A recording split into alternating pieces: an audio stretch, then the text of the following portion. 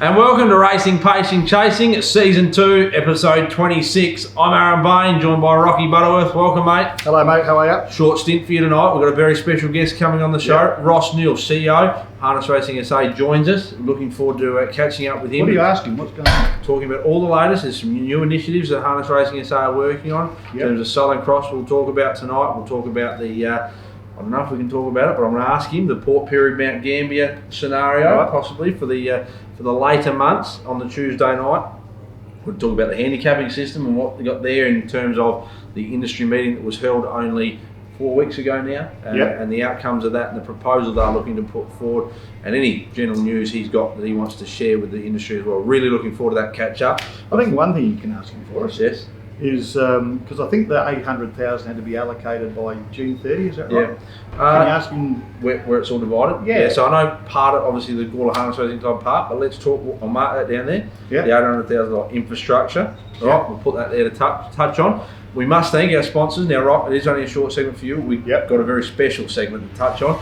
Our sponsors, though, the Gawler Harness Racing Club, they support the Pacing Show week in, week out. Our platinum program partner, Air Fusion Agencies. He's recently come on board, Billy and his family there. Now, no rumour of human this week because we're going to get all the latest mail from Ross. But we're going to jump straight to a barbecue. Fire away, mate. Now, the dinner took place this week. Oh, yes. The elusive dinner. Took them a while, the Cavs, but they warmed up to it in the end. Paul, Lisa, yourself, me, and that bloke that invited himself. Can you believe it? He's a serial offender, that bloke, isn't he? Chris Hartwood, we talked Did not stop inviting himself until we just on our knees and said, okay, you can come. Now, I've read my notes here tonight. Yeah. And I can't believe you want me to have another go at him. Absolutely. You're making me barbecue Chris Hartwood. Have a look at the list. Right, so invites himself to a free dinner with the Corleones of harness racing, Cavalleros. I think we go one better. Yes. Everyone's copping a barbecue. What do you mean everyone? Everyone at the dinner table last night. Your 6:30's dinner. Yep. Means you get there 6:30 sharp. Yep. Right? So you should. We'll get to you in a minute. Chris, you've copped the first barbecue, mate, last week for being late. Sorry, for inviting yourself. Yeah. There's a list of things here that you want to go through. He asked for a free ride to the dinner as well. Yeah, after inviting himself. Yeah. Conveniently left his wallet at home. Yeah. Now, I won't go any further because I think Chris has had enough, right? No, there's one more part. What? Conveniently left himself out that he doesn't even own anything of Culture King. It was a Culture King dinner. Enough of Chris, mate. I get along with Chris pretty good. I'm turning to you. Me? Dinner's 6:30. You're the closest one to La Trappe. Yep. What time do you roll in? I got there at 7. 7 what? PM. 7:10. Oh, was it? 40 minutes late, you're 7 minutes away. You know how they say you'll be late at your own funeral, mate? Yep. I reckon we'll fill the hole in before you get there when your funeral's on. That's how late you were and you were the closest bloke. Yeah, I had a footy commitment to get to. Lisa Cav, yes. Right, she's in the firing line. Mm-hmm. I know we joke about the fence full of 50s and the fence made of 50s. Did you see that? Just opens the purse strings to show us the rolls of 50s in there. Yeah.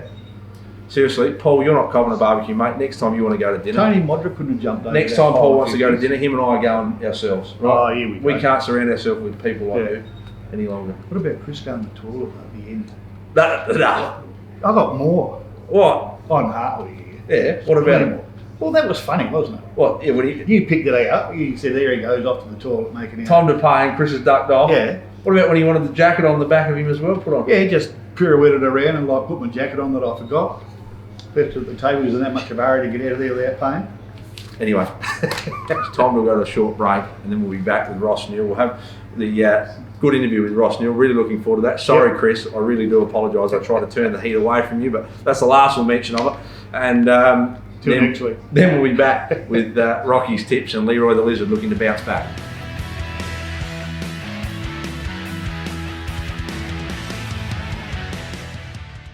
And welcome back after a short break. We're joined now by our special guest tonight, Ross Neal, CEO of Harness Racing SA. Welcome, Ross.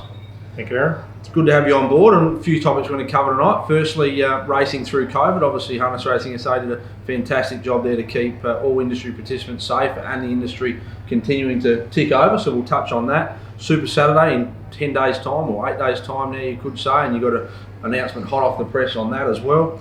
Touch on the handicapping system with you while we've got you as well, and the proposal there that is being put forward. Briefly, the Southern Cross system under review, not a lot to speak about, but just what you're looking at there as a board. Tuesday night racing in terms of Port Pirie underway, and also Mount Gambier, how they fit into the scheme. We've been talking about them, and we'll just touch on where the infrastructure grants are at with COVID as well, putting a bit of disruption to that. So a few topics to cover, Ross. Firstly, we'll kick off, obviously, COVID threw a bit of a spanner in the works, but we've commended you on the show, Harness Racing SA, yourself and Leanne Ewan. The team that you've led from the front and done a fantastic job to keep us racing through COVID. Yeah, absolutely. It's been a tough call, but the primary consideration was continuing to race. That was, we had to make sure that we kept the continuity of racing going throughout the whole COVID process, which we've done. And full credit to those that were involved, the participants for complying with all the regulations and having to undergo temperature tests, fill out the forms, whatever else they had to do on a race night. But it's worked really well, and it's all been through buy-in of the participants. And you saw some interesting statistics over that time with betting turnover as well. Probably as a result, footy was on hold at some page, and racing was one of the only sports to bet on at some point in time. But you saw some positive results from that. Absolutely, and one of the unknowns when we went into it, obviously, was racing on a Tuesday night, which historically had been not that great for turnover. But as we grew through the COVID process on Tuesdays, and we had that continuity going on every Tuesday night, the turnovers grew incrementally, and so the growth was really good, and we got to a point at the end of it where Tuesday was on most occasions outperforming the other 2 days. Yeah, touching on that, we'll skip ahead to the Tuesday night, and we've obviously seen Port Pirie just over a week ago now race on the Tuesday night. They've got another meeting there this Tuesday night. Noms are closing for that, but the concept around Tuesday, and you wanted to get it off the ground, so Port Pirie, that's sort of that new home. Port Pirie is the home of Tuesday nights, you could say. Tell us a little bit about that. Yeah, so Tuesday night, as I've said, has been a good night for wagering, and Port Pirie, we need they're an integral part of our structure, as are Mount Gambier, which are struggling with their own issues this year, particularly with the border being closed with Victoria and relying in almost all cases, 50% of the horses for race meetings coming across from Victoria. So we're looking to build up on the Tuesdays, and one of the proposals we've got, and have discussed this with the Port Pirie Club and Mount Gambier last night at their AGM, was running a combined meeting between those two venues, with those two venues, and building up a really strong Tuesday night program. Obviously, the Mount Gambier horse population won't support a full meeting, and nor really will Port Pirie's as a standalone basis. But by combining the two meetings and hopefully getting 4 races at each venue that can flow 4 races at Mount Gambier, then 4 at Port Pirie, or vice versa, that we could create a strong SA brand on Tuesday nights. Well, the question off the cuff there, the Port Pirie meeting, and like Mount Gambier is a sort of horse population around, will that be contained to Port Pirie trained horses only, or allow horses to come out of the Adelaide population for those Tuesday nights if you're only restricting it to 4 races on that meeting? No, both Mount Gambier and Port Pirie will be opened up. But the realities are that it's a travel issue. But we'd like to see that those meetings are heavily supported. And if we get more races, then we get more races, and we'll schedule them in, because our business is built on conducting race meetings and horse races at those race meetings. So the more we've got, the better off we are. Yeah, 100%. Great concept. Looking forward to seeing that rolled out in coming weeks, and hopefully there's more to come on that. Super Saturday nearing upon us, and a great announcement for the month of August, and was well announced sort of mid-July, with conditions around the race. You had to be domiciled in SA by July 1st, and it had first preferences given to horses that have raced twice in August. So we've really seen probably some of the stronger fields we've seen on Saturday nights in recent weeks in readiness for Super Saturday on the 29th of August, next Saturday. We're looking forward to that. We'll bring a full preview on this show next week for that meeting. But you've got some exciting news hot off the press, not only for next week, but September. Absolutely. So all our races are structured on how much income we've got and how much we get in to how much we can put out. So July was a strong month, so that lets us now in September say that the last week in September, last Saturday in September, we'll run another Super Saturday on that day. Same sort of terms and conditions as we've got for this month, but the board's overall goal is getting to that $10,000 race on every Saturday night. It's a hard road to hoe, but we're getting there and we're making progress. So yes, September is announced first tonight that we will be running a $10,000 Super Saturday in September. And that's excellent. We were talking only last week. It's not about we'd all love to race for 10,000 every Saturday night, but we've got to work there gradually, and it's about splitting the pie as well. And different concepts that you might try and roll out to see us race for $10,000 on some races more regularly. Yes, absolutely. So that's certainly a positive for the industry. Another positive to talk about, and it is a positive sort of little session tonight. We've got plenty of initiatives coming out of the board, and full credit to you. But the handicapping system. So you had a industry forum not long ago. You took submissions from select people, and that was well received. But out of that, you've come up with a proposal that you've drafted and looking to put forward on our SA-centric handicapping system. Correct, and we've got to look after our own horse population, and the rating system is a national system, but each state has its own eccentricities and idiosyncrasies with respect to its horse population, and where horses sit in rating. So what we've done is we've consulted with a number of prominent trainers, such as yourself, and we've got some really positive feedback into where it should be. So essentially, the nuts and bolts are that horses that haven't won less than 10 races in the state will get a rating concession. So at the moment, a horse that's having its first start, say as a 4-year-old, is a rating 50, will get a 10-point concession. So it'll be down to rating 40. If you win a race, then you get 9 points. If you win 2 races, you get 8 points. So it works on a sliding scale, but it will benefit, we believe, those horses that are currently racing, or entering the racing program. Additionally, when horses turn 3, they may have won so many races as a 2-year-old, there'll be a reset. The clock will be reset. So when they start 3, their 10 wins start again. So, So we're looking to from 4-year-old to 10 wins, basically. Effectively, yeah. So it's a really positive, we believe, a positive initiative that will potentially not only benefit the trainers here, but may also attract horses to come to the state. You'll also get your 5-point 3-year-old concession claim on top still. As a 3-year-old, you can get a concession, but we are putting a floor on it at 40 points. So you can only claim down to 40 points because we want to make sure that those horses entering the system aren't disadvantaged, and that's the one of the big concerns at the moment, that the 4-year-olds and older horses entering the system are starting too high, and we need to get them to a point where they're competitive and they can earn their stripes effectively from that point onwards. So there'll be more details to follow that in the coming weeks and spread out, because you obviously went through a first submission and draft, and that was sort of differently, was only 5 wins, and then you've sort of taken feedback from all the industry participants, and you've come up with a 10 concept, which I think is excellent. And it is about attracting probably those 2- and 3-year-olds and some on the verge 4-year-olds interstate that are struggling to find a home. That SA could be that home for them and increase that population. Absolutely. Just on that, handicap, you made an interesting point when we caught up last week as well, and I told a few people since. On a Monday, just explain that 8 points go out, 36 basically get lost if you have 8 full fields. Yeah, so as I've said, each state has its own peculiarities with respect to the handicap and rating system. So, we run a lot of $3,000 races on Monday. It only attracts 1 point for the winner, and obviously the winner of a race gets 1 point going on, but there's also 5 horses losing a point. So there's a net loss on each race, and then each day there's a net loss, which if you didn't have any more horses entering the system, would eventually drag the system, drag the average or the mean down. But we do have new horses coming in, and it does fluctuate. But we have a net deficit ratings points on a Monday. Saturday's not quite so bad, and Super Saturday will punch up a little bit higher as well. But that's why it's important to have a system that's SA-centric, peculiar to our state, and that accommodates our horse population. Now, a couple of things before we finish. So, on the eve of breeding, the breeding season kicking off September 1st, the Southern Cross system is something the board are heavily talking about in constant review over. It's a system that probably hasn't been reviewed for near on 20 years, and it needs an overhaul.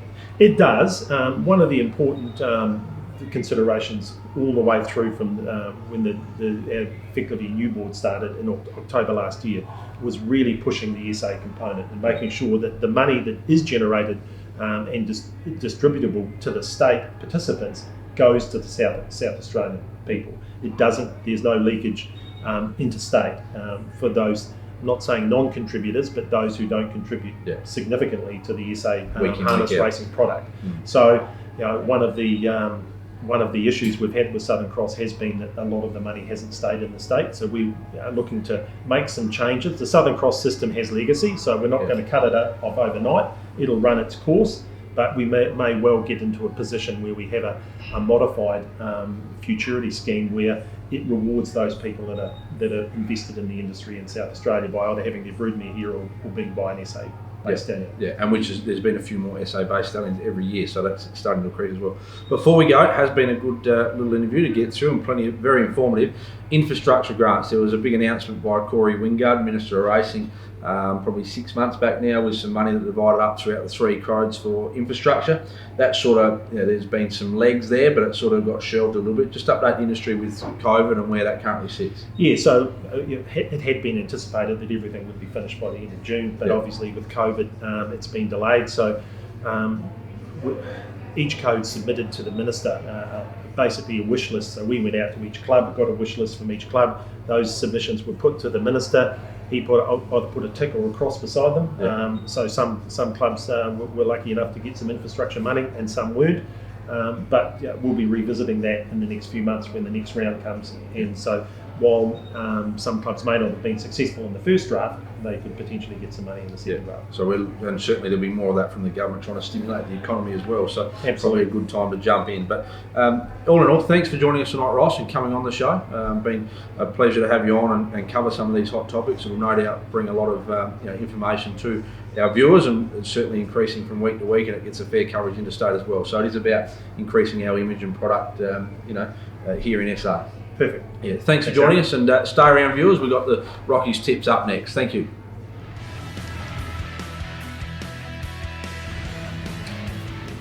Right, we're back now with the selections. We've had Ross Neal on the show. Been a great start. We had the barbecue, bit of fun up front early. Ross was very informative. Loved having him on board. But it's time now to get serious. Leroy the Lizard, he was going for 4 straight. He was. And he failed at the last hurdle. Yeah, and he was down and out when he rang, mate. And embarrassed. Yeah. Yeah, well, he's gone for V-Rock last week with Danny on board. She's driven 8. Yeah. Not V-Rock. And not V-Rock. Yeah. And it was probably the only horse that didn't fire a shot for Danny all weekend. She's got a pile of seconds and thirds to go with their 8 winners.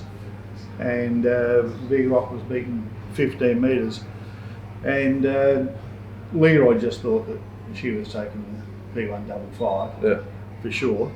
And he doubled up. So the scales have gone back to Kmart. He said to put those back up in the bubble wrap and straight back to Kmart because he can't afford those now because he needs the cash to get on this week's tip. Yep, what do we got? He's picked Illawong Jerry. He reckons that race will be a beauty to watch. There'll be 4 or 5 horses flat out at the start of the 1800 metre mark. He thinks he can lead. I'm not sure if he'll hold up with Illawong Jerry, but Danny's on board again, so he's gone back to the well. But there's lots of natural leaders in the race, and there will be a charge for that first. He's probably gone about it right. Pick the Danny one just to stay in form. Yeah. So anyway, that's it. He's gone for Illawong Jerry this week, which I reckon Magoo had before he. Oh, no, Robin. Nicked off. So good luck to Leroy this week. We don't need him down in the dumps, mate. He's no, he'll bounce back. Yep. Like good horses do. Leroy will bounce back. Anyway, other horses to follow this weekend, and we talk about it every week. The Big Elmer versus Spoggy Cup was shelved, heat 2 of that last week, but probably, would you say, luckily? Oh, it would have been 2 zip. Yeah. No, wasn't the best run we've seen. Is it? At what time does RPC call the Spoggy or the Big Elmer Spoggy Cup off and recall it? Rename it. After Saturday. Big Elmer, Joe's a character. Big Elmer, Grey Maverick. Well, he was ordinary Saturday night too. For his standards that he's been in, usually a very consistent horse. And his last 100, he really curled his toes up, I reckon. But I personally think it's Big Elmer's just got his hands on any cup you put in front of him. Look, I had a look and I thought, well, he's had some good form, Sparrowhawk, and Elmer's been unbeaten since he got here. But honestly, his times are just that second to half a second better than the Sparrowhawk can dish up each week. And we're back to 1800 with that. He goes a bit mental on that first. New driver, David Smith. Yeah, David Smith getting on board. So I think it'll be 2-0, and we'll concede there that if he can't beat Elmer, he's a little bit of a setback after missing last week's run. Just a foot abscess, minor setback. So if he beats Spoggy on his own merits this week, never beat him again, I wouldn't have thought. No, it's off. Yep. The cup's off. Yep. Right. Other news, change up last week. It's a huge run. You did like it, but it was a good run. Yeah, he ran a nice race. I don't think they anticipated sitting in the death from 9 or 8 or whatever it was. Very nice run. And I reckon a horse for this week that we can follow with a bit of interest is Bull Market from the Wayland Hornart camp. It looks well. It's been put in the race both times. I think it's got a lovely draw, so he should be able to be put where he wants it. And I think it's a nice bet this week. Righto. Bull Market there, so we'll tick him on. Yep. Anyway, that's your runners to follow this week. Short, sharp, shiny, to the point. But we must call it a week. We've been good to have Ross on. Yes, very good. Don't want to go any longer before you unleash on. I was going to say before you unleash on Hartwick or Cavs again. They're good people. They're good friends of ours. Yeah. But interestingly, the show's getting a fair bit of traction, right, with the views, and we appreciate everyone's support out there. From our man Fish, he's one of the first to share it each week. Yep. Appreciate that, Fish. Interestingly, I rang Luke Watson the other day from obviously up at Mildura, and he answered the phone. He said, "Mate, I don't watch a lot of TV." He said, "In fact, I don't watch any." He said, "But there's one show I watch every Friday night when it comes out, and that's Racing, Pacing, Chasing the Pacing." That's excellent. He just loves listening to you and I. He'd be the only bloke out there that loves listening to you and I reckon. But Luke, that's the sort of feedback we like, mate. Hope we'll put on another cracker for you. And you think it's that good, make sure you share it, make sure everyone else views it as well, so we can keep attracting the sponsors and make it an even bigger and better show. We're looking forward to it. 26 episodes in this year. It's going from strength to strength. Thanks, guys. As always, Rock, been a pleasure joining you on the show. See you this time next week.